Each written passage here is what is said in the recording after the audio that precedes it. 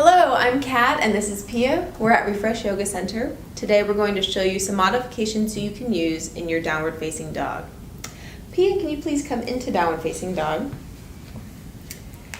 One of the things we often see is beginner students or even experienced students coming a little too far forward into the shoulders, and they're trying to keep the legs straight to keep sort of this ideal upward V.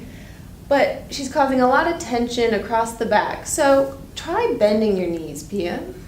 Now push your hips back a little more.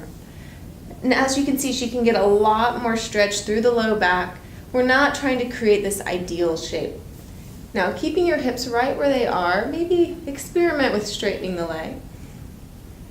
And if you feel yourself coming forward, then that's where you should stop. It's okay to have the knees bent. In time, the hamstrings might open up a little more and you'll eventually straighten them, but maybe not, and that's just the way your body is made. And come on down, Pia.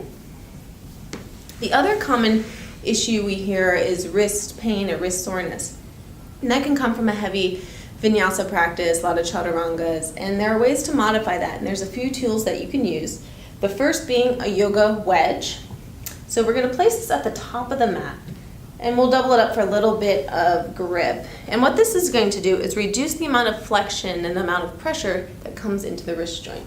So let's give this a try, Pia. Placing both hands so that they're slanted downward, and she'll lift the hips up. Press back into downward facing dog. And if she's still feeling a lot of pressure, a lot of tension across the shoulders and the wrist, again, she can bend the knees. And this is what her downward dog looks like today. Now, if you're at Refresh, you can use the yoga wedge. If you don't have one, most places will have yoga blocks. So we'll place these at the top of the mat, and you can choose whatever level is more comfortable for you. I personally like this level because I can get my whole hand across the top on the narrow edge. So placing one hand on each block, she can lift up into downward facing dog. And right away, you notice that most of the weight is in the legs. She doesn't have as much pressure on the hands or in the wrists. And it's a nice little break. And you can actually hold the blocks there for your whole vinyasa or even throughout the whole class if you want. Don't be shy. Modify your practice to meet your needs and the shapes that your body wants to make that day. Thanks.